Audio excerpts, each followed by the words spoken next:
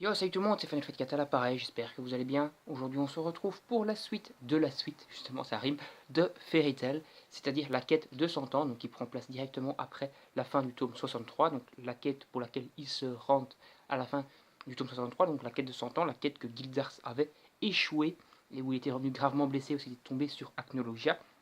Et bien ici, on est en plein dedans. Et ici donc, on va avoir toutes les infos sur cette quête définitivement, et ils vont enfin se lancer dans cette quête qui promet d'être assez épique. Alors pour en revenir d'abord au déroulement du chapitre en lui-même, donc on est toujours devant le dragon qui est en réalité le maître de la guilde, et en fait ce dragon, ce maître de guilde, est en fait le dernier mage qui reste de la guilde. C'est-à-dire qu'en fait il n'a jamais recruté de nouveaux membres, et que les anciens membres sont partis pour visiter les nouvelles guildes qui ont été créées par après, alors que cette guilde était la toute première guilde à avoir été créée dans le monde entier.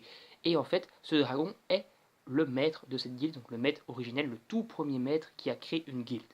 Et il peut, bien sûr, en fait, prendre forme humaine. Il s'agit en fait d'un dragon à la Acnologia, c'est-à-dire un humain qui se transforme en dragon.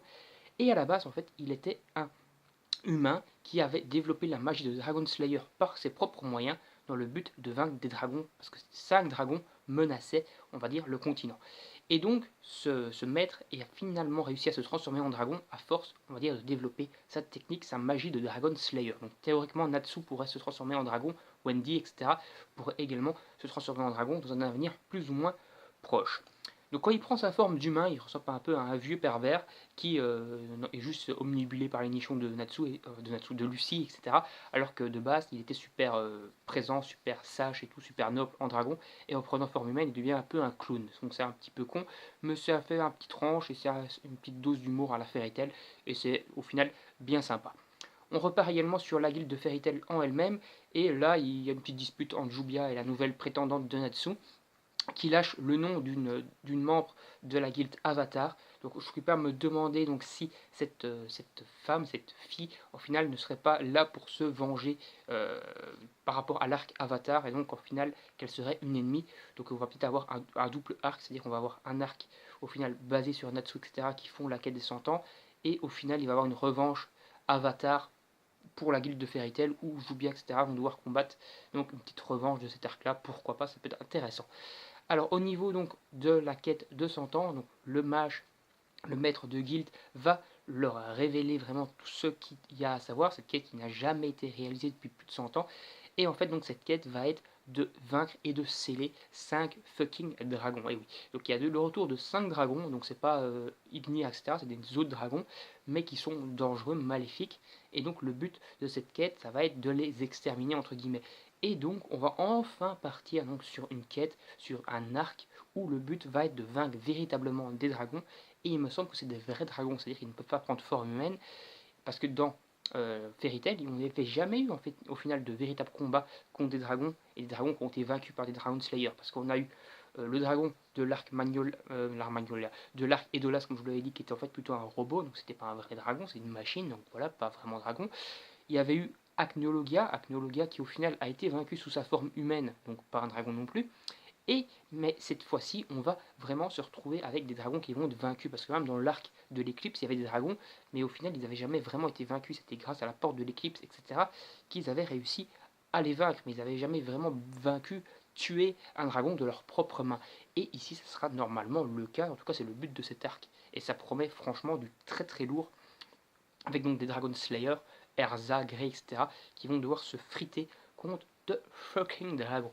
Donc voilà, encore un bon chapitre avec les dessins qui sont très corrects. Donc UDA, là, donc l'assistant, je crois, de Mashima, qui dessine lui-même tous les chapitres, et ben il a un style super proche de Mashima, vraiment un dessin aux petits oignons. C'est franchement super bien réalisé à ce niveau-là. On ne peut pas chipoter sur le style de dessin.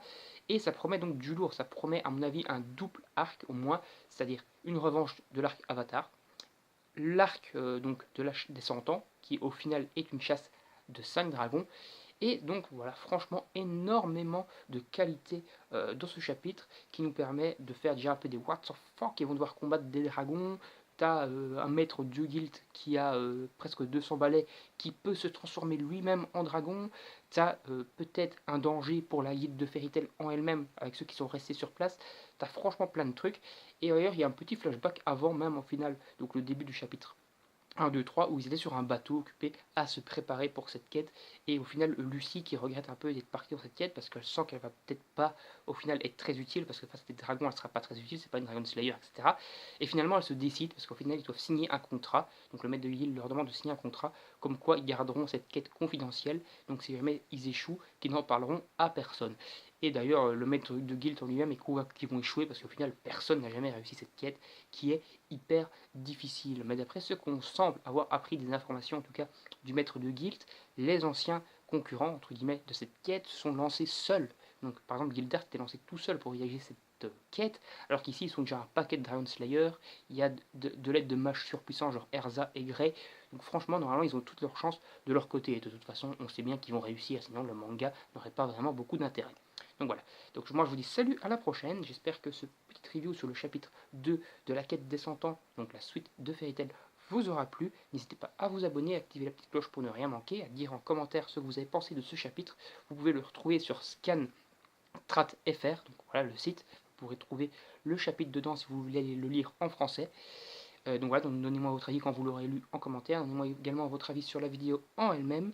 N'hésitez pas à la partager, à la liker et comme je vous l'ai dit, à vous abonner. Et moi je vous dis salut, à la prochaine. On se retrouve donc pour de prochaines vidéos. Salut, salut!